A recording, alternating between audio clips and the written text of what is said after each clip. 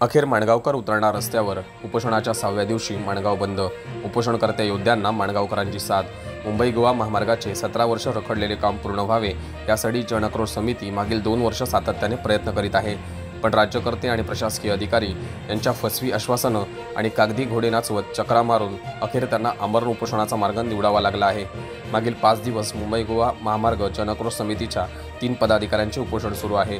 रुपेश दर्गे, सुरेंद्र पवार आणि संजय जंगम अन्नत्याग करून हे योद्धे सगळ्या कोकणवासियांसाठी लढा देत आहेत। उपोषणकर्ते अगदी सर्वसामान्य माणसं आहेत, ती स्वतःच्या फायद्यासाठी किंवा इतर कोणत्याही राजकीय हेतू पुरस्कर हे उपोषण करत नसून अत्यंत रास्त मागणी घेऊन कोकणकरांना चांगला महामार्ग भेटावा यासाठी उपोषण करत आहेत।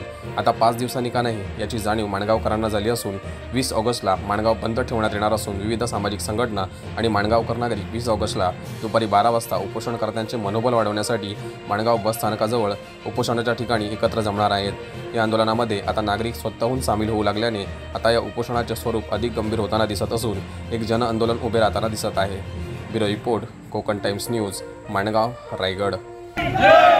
छत्रपती शिवाजी महाराज की मुंबई गोवा महामार्ग जनआक्रोश समितीच्या वतीनं जे इथे मरण उपोषण करण्यात आलेलं आहे त्या उपोषणाला आज 5वा दिवस आहे। हे उपोषण चालू असताना अनेक प्रशासकीय अधिकारी इथे भेट देऊन गेले, परंतु लोकप्रतिनिधींना भेट देण्यासाठी वेळ त्यांच्याकडे शिल्लक नाही।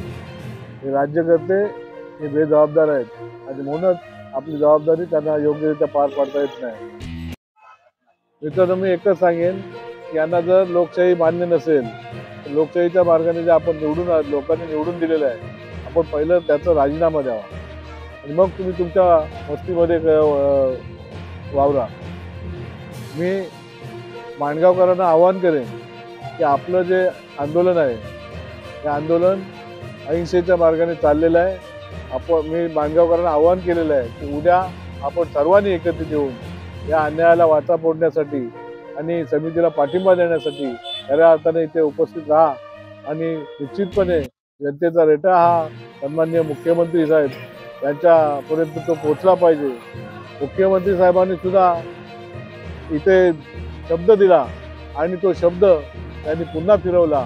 अशा पद्धतीचं जर का राजकारणी असतील तर कोणत्या अर्थाने जनतेला न्याय मिळेल हाच खरा प्रश्न जनतेसमोर पडलेला आहे आणि म्हणूनच उद्या आंदोलन तीव्र करण्याचा प्रयत्न आम्ही करणार आहोत।